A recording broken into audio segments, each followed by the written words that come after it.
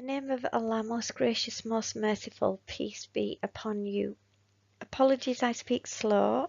To speed up this video, click on Settings, bottom right of the screen, then click on Speed and select a suitable speed. What happens if you eat non-halal? There are three purposes of halal: raising and killing. The first is that the animal is raised in a peaceful way and killed in a humane, peaceful way, unlike battery and factory farming and stunning, which is electrocution and torture. Now, I have talked about this in a previous video. A neat cut to the neck does not cause any pain, and blood drains from the brain, causing instantaneous loss of consciousness and death of the brain cells. Now, electrocution is actually a method of torture which causes a sudden release of toxins, polluting the body and the blood. Another reason for halal killing is the blood carries toxins and diseases. So allowing during halal slaughter, you're allowing the blood to drain, and it prevents the toxins and diseases transferring into the consumer, so you suffer less health problem. I found an article on the internet where some doctors were advising against the eating of pig blood pudding because it made 12 people ill and killed 4.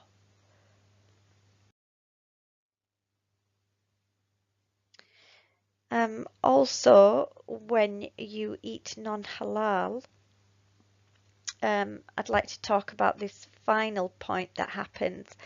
Now, number one, Allah listens to the prayers of everyone, whether they are a good person or a bad person, whether they eat halal or they don't eat halal, and whether you are a believer or a non-believer. He listens to everybody's prayers, and sometimes he answers your prayers, okay, whether you are a believer or non-believer. In fact, I would think from what I've read in the Quran that he would answer a non-believer's prayers more, because, or certainly someone who's going to go to hell, he will answer their prayers more, because then they will not be able to share in the joy of the hereafter, and they will have nothing but suffering in the hereafter.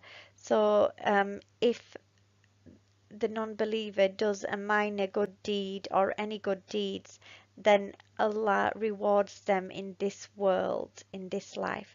But here is a verse from the Quran confirming that Allah accepts the prayers of all. When distress seizes you at sea, those that ye call upon besides himself, as in Allah, leave you in the lurch, but when he brings you back safe to land, ye turn away from him. Most ungrateful is man. That, when you're faced with any trouble or danger, you'll say, oh, please God, help me. And it is the one God that you call upon. But when you are rescued from your fear or danger, then you forget that you prayed to God at all. Now, the difference that eating halal meat makes is that because you are more holy within you, more toxin free within you, you can actually listen to Allah intuitively and you can make the right choices in your life because the pure holy vibrations, the vibrations of truth and correct behavior are actually within you. And when you eat, when you purify yourself and you're eating holy foods or you're fasting, then you vibrate at a frequency that allows you to understand God's wisdom. So, as I've said in my final paragraph, if you're eating unholy haram foods, then you will have toxins, and demons are part of the toxins in your blood. You will have toxins and demons in your brain affecting your choices in life, and you will be making wrong choices in your life while you're actually thinking that you're making the right choices. You might think it is better to electrocute an animal when in fact it is the wrong choice. You are actually causing more suffering for the animal. And the evidence in my life is that I actually slit my own wrist and I did not feel any pain. I didn't. I, I was looking closely at my wrist trying to work out if I had actually cut it because I couldn't feel any pain, and it was only when the blood started spilling out did I think, all right, okay, I've already cut it, I don't need to slice myself again. Um, so um, you're confused about what's right or wrong. You might think it's okay to kill babies in the womb of their mothers. Uh, you might think it's okay to kill people because we're experiencing overpopulation.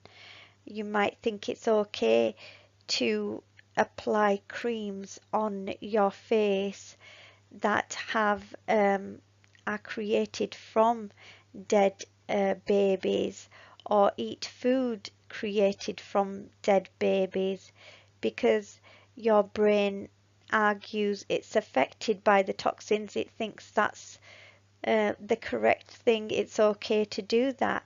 You think it's okay to send 5-year-old children to learn about sex in primary schools because you are polluted, your mind is polluted, and it's um, the demons are speaking to you and not the purity of Allah or God or Khuda or whatever else you choose to call Allah. Um, you may call him any of the beautiful names, as it says in the Quran.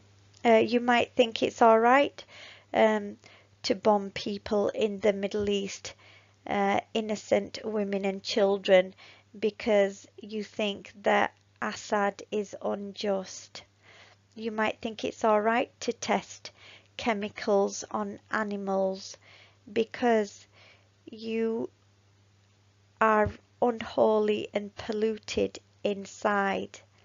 So that is the difference that eating halal food makes.